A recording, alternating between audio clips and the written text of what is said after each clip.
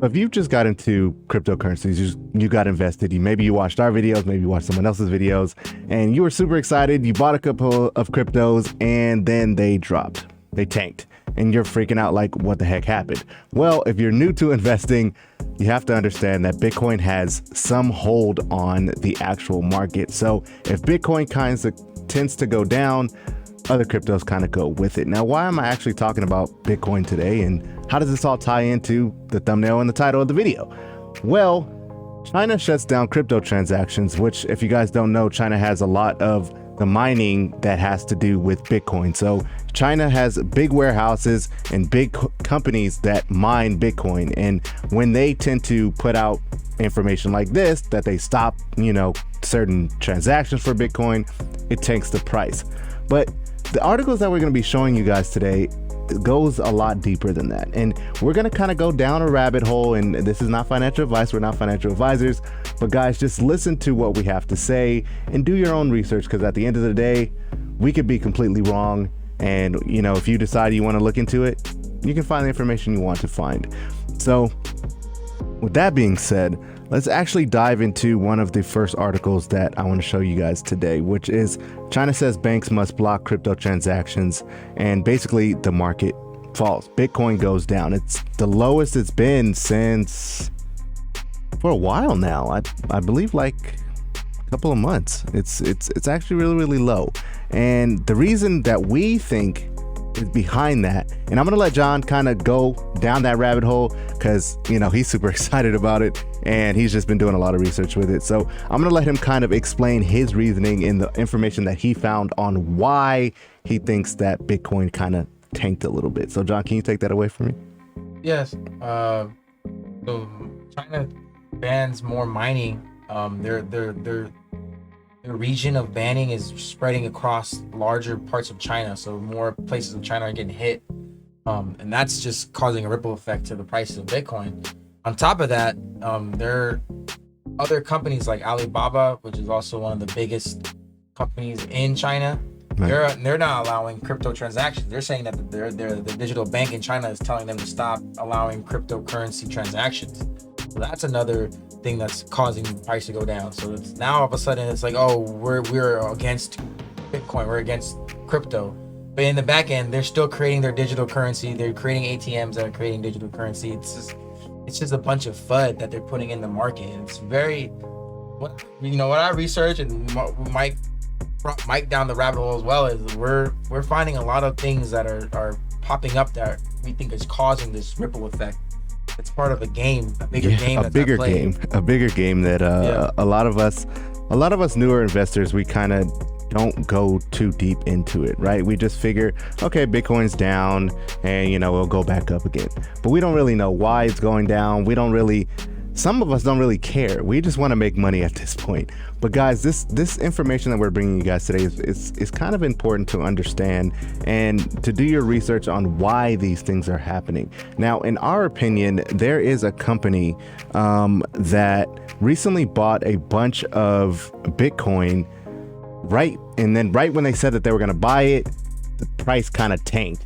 And you could say that's coincidence, or you can really dive deep into what's going on and be like, the dots are starting to connect, because they're leaving breadcrumbs everywhere. It's a big conspiracy we think is going on. Yeah. This company is saying they've been accumulating Bitcoin. I think the first transaction they bought was in 2020. They bought 22,000 Bitcoins. Right. They've been accumulating since they now own up to like 105,000. And they sent out a tweet today. I don't know if you could pull that up, but they let's see if I can pull that tweet up. Let me find that tweet. So here's the tweet that John's talking about right here. This was today on June 21st this morning. MicroStrategy has purchased an additional 13,000 Bitcoins for $489 million in cash at an average price of $37,000 per Bitcoin. As of June 21st, 2021, we hodl 105,000 Bitcoins acquired for $2.7 billion at an average price of $26,000 per Bitcoin.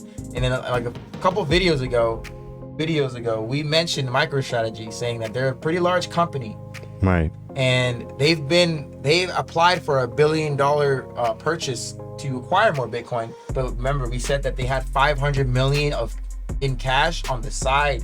Right. And look how much they spent today, $489 million in cash. They had the $500 million in a set aside, just sitting there to buy Bitcoin. Right.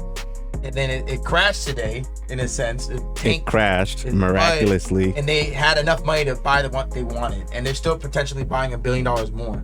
But that's just the surface of it.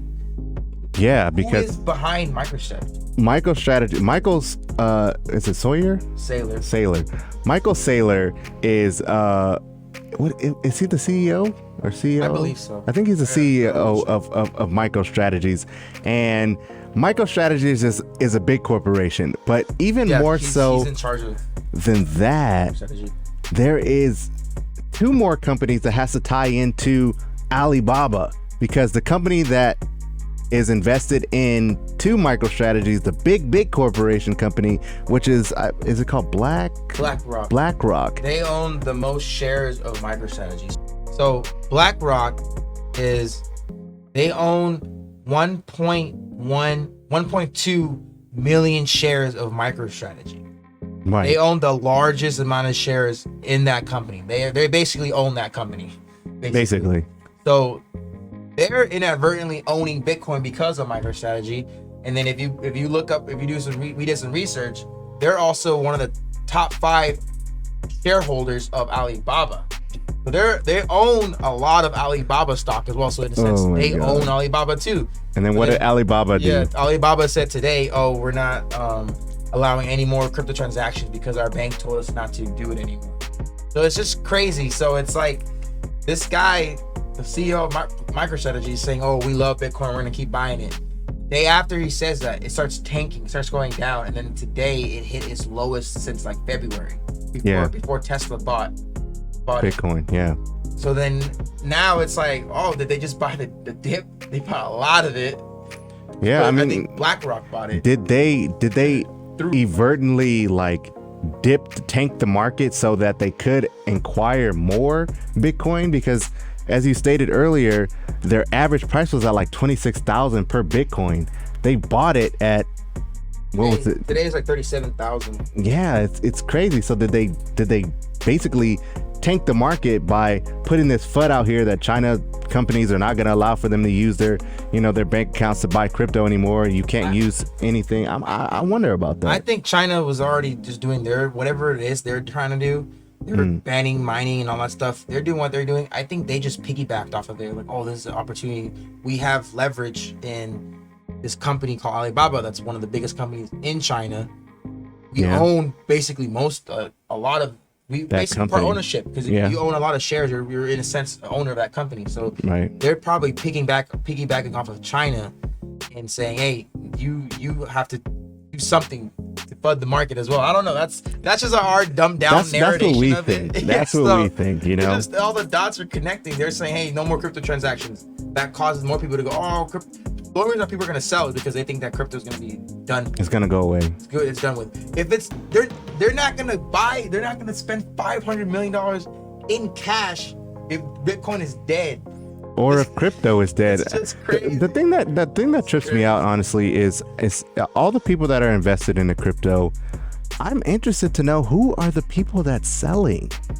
Like, if you've been in the crypto for a while, you understand that there's, you buy the rumor, you sell the news. Like, you understand that crypto is going to go down at some point. It cannot just continuously go up, and what goes up must come down. I always say that, but they have to understand that too. If like me and you understand it, and we're like babies compared to those people who've been investing since 2011, 2014, it's like you've seen Bitcoin tank way more than it tanked from earlier in the month.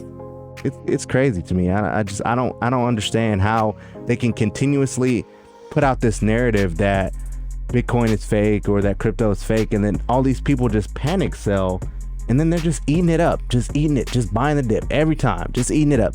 And it's like, how many times are you going to allow for these big corporations to do that to you? I don't understand. We can't control that. All we advise is do your research, guys. Financial advisors, you suggest if they're getting in, whatever you can afford to lose or you can't afford to throw in, this is the opportunity to acquire generational wealth, because these big companies, BlackRock is one of the largest funds ever, like in history. They own almost everything you could think of. Bank of America, they're partners with Berkshire Hathaway, yeah. Warren Buffett's company, Goldman Sachs.